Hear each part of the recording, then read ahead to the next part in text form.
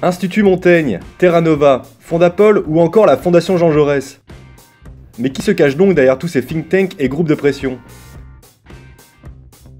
L'Institut Montaigne. En 2012, des publicités de l'Institut Montaigne sont supprimées par le CSA, car elles faisaient l'apologie, en boucle, des propositions de Nicolas Sarkozy. Henri de Castres, ancien PDG d'AXA, il est président de l'Institut Montaigne de juin 2015 à janvier 2017, date à laquelle il se met en congé de sa fonction pour soutenir François Fillon, après avoir participé à la rédaction de son programme. Son directeur, Laurent Bigorgne, proche de Macron, dont le mouvement En Marche a été domicilié chez lui. Les propositions de l'Institut Montaigne: supprimer les APL, travailler plus sans gagner plus, augmenter l'âge légal de départ à la retraite à 63 ans, favorable au traité transatlantique, et enfin les propositions de Fillon: distinguer plus nettement entre ce qui relève de la couverture maladie obligatoire de ce qui relève des complémentaires.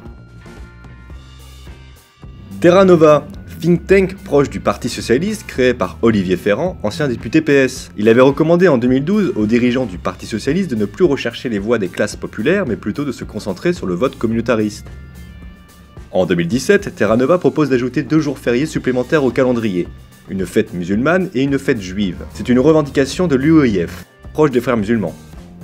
Soumis à la grande finance, l'économiste Gaël Giraud s'est éloigné de Terra Nova. J'ai cessé ensuite de venir aux réunions qui n'aboutissaient à rien, des financiers étant tout le temps là pour empêcher la réflexion. En 2015, la fondation reçoit une subvention de 150 000 € par Manuel Valls lorsqu'il a été Premier ministre. La Fondation Jean Jaurès, think tank proche du Parti Socialiste, son président, Henri Nallet, est un ancien député PS et ancien ministre de l'Agriculture et de la Justice. Son directeur, Gilles Finchelstein, proche du Parti Socialiste, est un ancien collaborateur de Dominique Strauss-Kahn au ministère de l'économie, puis de Moscovici. Il a été rédacteur du programme de Lionel Jospin en 1995 et en 2002. Son financement. La fondation vit à 67% des subventions. Elle a reçu 1,6 million d'euros de subventions publiques, dont 1,2 million d'euros par le Premier ministre Manuel Valls. Le Parti Socialiste finance aussi la fondation à la hauteur de 150 000 € par an.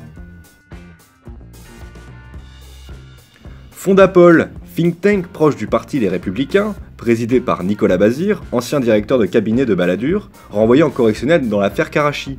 Son directeur général est Dominique Régnier, ancienne tête de liste LR aux élections régionales dans la région Languedoc-Roussillon-Midi-Pyrénées.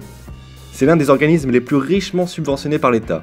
1,21 million d'euros en 2011, 1,11 million d'euros en 2012 et 1,05 million d'euros en 2013. Alors maintenant, peut-on réellement avoir confiance en ces lobbies ?